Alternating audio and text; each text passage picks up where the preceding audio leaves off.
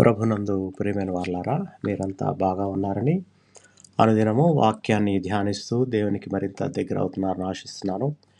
ఈరోజు దేవుడు మనకు గుర్తు చేసిన ఒక వాక్య భాగము 55వ సంకీర్తన 22వ వచనం.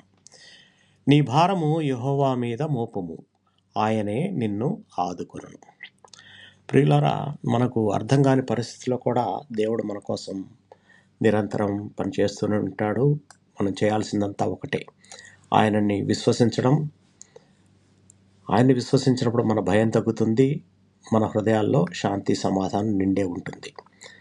దేవుని సమయము ఎప్పుడూ సరైనదే కాబట్టి మనం తొందరపడకుండా, నిస్సహాయంగా కాకుండా విశ్వాసంతో ముందుకు సాగాలి. దేవుడు మనల్ని ఎప్పటికీ విడిచిపెట్టేవాడు కాదు. చిన్న ప్రార్థన చేసుకుందాం. ప్రియ పరలోకపు తండ్రి, ఈరోజు మీరు మాకు ఇచ్చిన జీవితానికి మీకు కృతజ్ఞతాస్తుతులు, వందనాలు. మా జీవితాల్లో ఎదురయ్యే ప్రతి క్షణం, ప్రతి బాధను మీ చేతిలో ఉంచుతున్నాం. ప్రభువా, మేము బలహీన సమయంలో ఉన్నప్పుడు మమ్మల్ని బలపరచండి. భయంతో ఉన్నప్పుడు తగిన ధైర్యాన్ని ఇవ్వండి.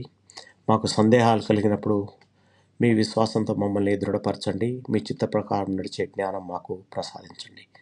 మా కుటుంబాల్ని, మా చేతి పనులని, మా ఆలోచనలు మీ అదుపులో ఉంచండి. ఎల్లప్పుడూ మేము మీ సన్నిధిలో నడిచే కృప మాకు దయచేయమని మా ప్రభును మీ ప్రియకుమారుడైన యేసు నామములో ప్రార్థించి వేడుకుంటున్నాం తండ్రి, ఆమేన్. మీకు ఎవరికన్నా ప్రార్థన అవసరం ఉంటే మీరు నాకు మెసేజ్ చేయండి. దేవుడు మిమ్మల్ని బహుగా దీవించి భద్రపరచును గాక.